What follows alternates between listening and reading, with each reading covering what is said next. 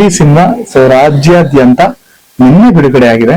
ತುಂಬಾ ಅಡೆತಡೆಗಳು, ಏಳು ಬೀಳುಗಳನ್ನ ಕಂಡು ಪ್ರೇಮ್ ಅವರು ಆದ್ರೂ ಸಹ ತುಂಬಾ ಕಷ್ಟಪಟ್ಟು ಸಿನಿಮಾ ರಿಲೀಸ್ ಮಾಡ್ಬಿಟ್ರು. ಸೊ ಅದೊಂಥರ ಖುಷಿ ವಿಚಾರ. ಅಂಡ್ ಅದಾದ್ಮೇಲೆ ಅವ್ರೀಗ ಆರಾಮಾಗಿ ನಿದ್ದೆ ಮಾಡ್ಬೋದು. ಯಾಕಂದ್ರೆ 15-16 ದಿನ ಆಗಿದೆ ನಿದ್ದೆ ಮಾಡಿ, ಬಿಕಾಸ್ ಸಿನಿಮಾ ಎಲ್ಲಾ ಕಡೆ ಹೌಸ್ಫುಲ್.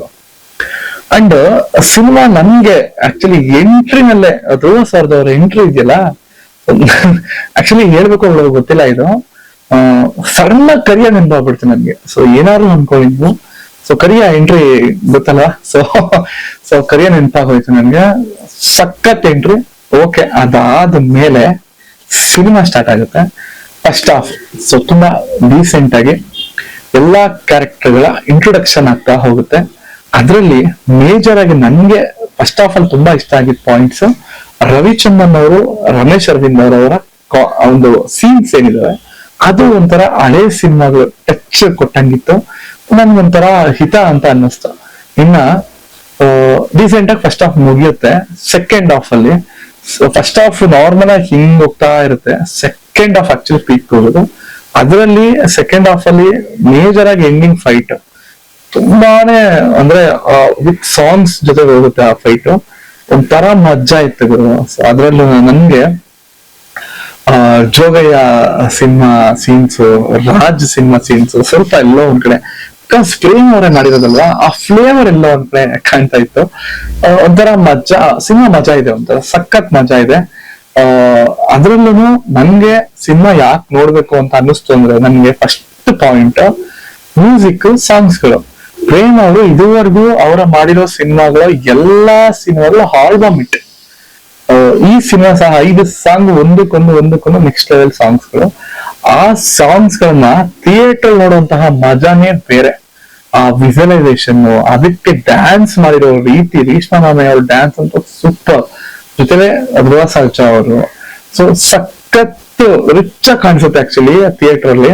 ಸೊ ಸಾಂಗ್ಸ್ ತುಂಬಾ ಇಷ್ಟ ಆಯ್ತು. ನಾ ಮಾತಾಡ್ಲೇಬೇಕಾದಂತಹ ವಿಷಯ ಏನಪ್ಪಾ ಅಂತಂದ್ರೆ, ಸುದೀಪ್ ಅವರ ಒಂದು ಎಂಟ್ರಿ, ಸೊ ಕ್ಯಾಮಿಯೋ. ಸುದೀಪ್ ಅವರು ಏನ್ ಹೇಳಿದ್ರು ಸೊ ಪ್ರೆಸ್ ಮೀಟ್ ಅಲ್ಲಿ, ಈವೆಂಟ್ ಅಲ್ಲಿ, ಅಷ್ಟೇ ಇದೆ ಸಿನಿಮಾ. ಅಂದ್ರೆ ಅಷ್ಟೇ ಅವರ ಒಂದು ಕ್ಯಾರೆಕ್ಟರ್ ಇದೆ, ಜಾಸ್ತಿನೂ ಇಲ್ಲ ಕಮ್ಮಿನೂ ಇಲ್ಲ. ಆದ್ರೆ KD2ಗೆ ಕೊಟ್ಟಿರೋ ಲೀಡ್ ಮಾತ್ರ ಇಂಪ್ರೆಸಿವ್. ಅಂಡ್ ಎಂಡಿಂಗ್ ಅಲ್ಲಿ ಒಂದು ಟ್ವಿಸ್ಟ್ ಬರುತ್ತೆ. ಆ ಟ್ವಿಸ್ಟ್ ನ ಯಾರು ಎಕ್ಸ್ಪೆಕ್ಟ್ ಅಲ್ಲ, ಊಹೆನೂ ಮಾಡಕ್ಕಾಗಲ್ಲ, ಚಾನ್ಸೇ ಇಲ್ಲ. ಇದ್ರಲ್ಲಿ ಯಾರು ವಿಲನ್ ಅಂತ ನಿಮ್ಗೆ ಒಂದು 0.1% ಅಷ್ಟು ಸುಳ್ಳು ಸಿಗಲ್ಲ. ಬಟ್ ಹೆಂಡಲ್ಲಿ ಒಂದು ಒಳ್ಳೆ ಟ್ವಿಸ್ಟ್ ಇದೆ. ಒಂದು ಕ್ಷಣ ದಿಗ್ಭ್ರಾಂತರ ಆಗ್ಬಿಡ್ತಾರೆ, ಓ ಮೈ ಗಾಡ್ ಅಂತ. ಸೊ ಅದು ನನ್ಗೆ ಬಹಳ ಇಷ್ಟ ಆಯ್ತು. ಇನ್ನ ಮೇಜರ್ ಆಗಿ ಪ್ರೇಮ್ ಅವರು ತುಂಬಾ ಕಷ್ಟಪಟ್ಟಿರುವಂತಹ ಸಿನಿಮಾ ಆಕ್ಚುಲಿ. ಈ ಸಿನಿಮಾಗೆ ಆಕ್ಚುಲಿ 3 ವರ್ಷ ಟೈಮ್ ತಗೊಂಡು ಇಷ್ಟು ವರ್ಕ್ ಮಾಡಿ ಇಷ್ಟೊಂದು ದೊಡ್ಡ ಕ್ಯಾಮಿಯನ್ನು ಸೇರಿಸ್ಬಿಟ್ಟು ಸಿನಿಮಾ ಮಾಡ್ಬೇಕು ಅಂದ್ರೆ ಅಷ್ಟು ಈಸಿ ಮಾತೇ ಅಲ್ಲ. ಸೊ ಸಿನಿಮಾ ಕೊನೆಗೂ ರಿಲೀಸ್ ಆಗಿದೆ. ನಿಮ್ ಮೈಂಡ್ ಅಲ್ಲಿ ಒಂದು ಕನ್ಫ್ಯೂಷನ್ ಇರುತ್ತಲ್ಲ, ಸಿನಿಮಾ ಹೆಂಗಿದ್ಯೋ ಏನು ನೋಡ್ಬೇಕು ಬೇಡ ಎಲ್ಲಾ ಮೈಂಡ್ ಇಂದ ತೆಗೆದಾಕ್ಬಿಟ್ಟು ಡಿಸೆಂಟ್ ಆಗಿ ಥಿಯೇಟರ್ ಒಳಗೆ ಹೋಗಿ 100% ನಿಮ್ಗೆ ಇಷ್ಟ ಆಗೇ ಆಗುತ್ತೆ.